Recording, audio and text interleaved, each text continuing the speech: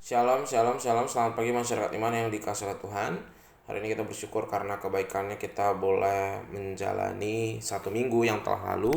Dan kita percaya bahwa di minggu yang akan datang akan ada hal-hal baik yang Tuhan jadikan dalam hidup kita. Mari bersama-sama kita awali hari ini dengan memujikan dari PKJ 105. PKJ 105 bait pertama dan yang kedua. PKJ 105 bait pertama dan kedua, Gereja Bagai Bahtera.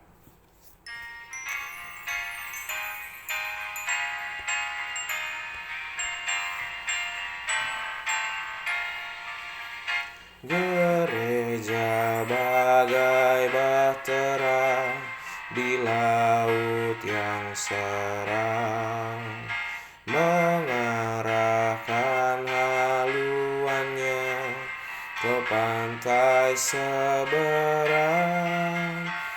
Mengamuklah samudera dan badai menderu. Gelombang zaman menghempas yang sulit ditempuh. Penumpang pun bertanyalah selagi berjerit, betapa jauh di manakah Tuhan abadi. Tuhan tolonglah, Tuhan tolonglah, tanpa Dikau semua binasa kelak. Ya Tuhan tolonglah. Gereja Bagai Bahtera pun suka berhenti, tak menempuh samudera, tak ingin berjalan, dan hanya saja yang selalu dikenang. Tak ingat akan dunia yang hampir tenggelam. Gereja yang tak bertekun di dalam tugasnya, tentunya oleh Tuhan pun tak diberi berkat. Tuhan tolonglah, Tuhan tolonglah, tanpa Dikau semua binasa kelak.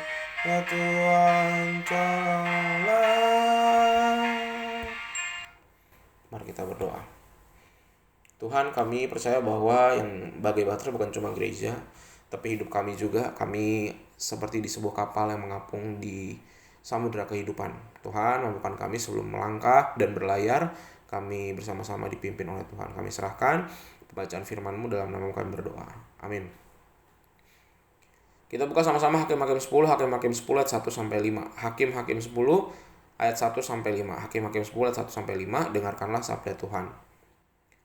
Sesudah Abimelekh, bangkitlah Tola bin Pua bin Dodo, seorang Isakar, untuk menyelamatkan orang Israel. Ia diam di Samir di pegunungan Efraim, dan ia memerintah sebagai hakim atas orang Israel 23 tahun lamanya. Kemudian matilah ia, lalu dikuburkan di Samir. Sesudah dia, bangkitlah Yair, orang Gilead, yang memerintah sebagai hakim atas orang Israel 22 tahun lamanya. Ia mempunyai 30 anak laki-laki yang mengendarai 3 ekor keledai jantan, dan mereka mempunyai 30 kota yang sampai sekarang disebut orang Hawat Yair di tanah Gilead. Lalu matilah Yair dan dikuburkan di Kamon. Tugas kecil, tanggung jawab besar.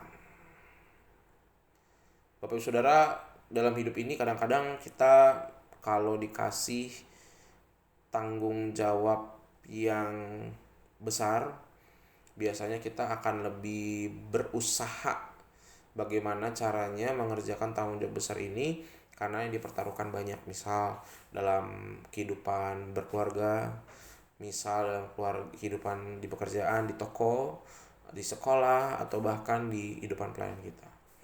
Tapi ketika kita dikasih tanggung jawab kecil, kita lebih tenang karena ngerasa, wah tanggung jawab saya mah nggak banyak, kecil aja, dan kadang-kadang tidak jarang kita meremehkan. Nah, dalam bacaan kita juga bicara soal tugas kecil, tanggung jawab besar. Tidak banyak informasi tentang Tola dan Yair. Ini dua hakim yang dipilih Tuhan, tapi tidak ada jelas ceritanya apa yang mereka hadapi, apa yang mereka lewati. Tetapi apa yang kita bisa lihat adalah Tola dan Yair ini memiliki kedudukan yang stabil. Dia menjalankan tugas dalam waktu kurang lebih yang cukup lama. Kita juga bisa mendapatkan sedikit informasi bahwa Yair ini adalah hakim yang bertugas setelah Tola. Ada hal yang berbeda dalam kisah masa tugasnya. Walaupun mereka hanya terpaut sedikit. Yang menarik adalah Tola itu punya anak 30. Wah, jadi bisa kita lihat dia ini orang yang melakukan poligami, kaya raya, dan menguasai kota-kota yang besar. Nah, dari gambaran itu kita bisa lihat bahwa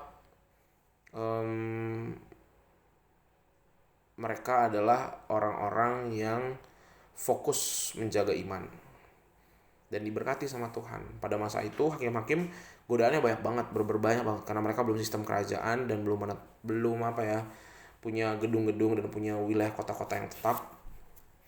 Akhirnya mereka punya kecenderungan kalau ada orang asing bawa pengaruh budaya baru atau bahkan nyembah Baal, orang Israel itu mudah banget tergoncangkan. Tapi Tola dan Yair tidak.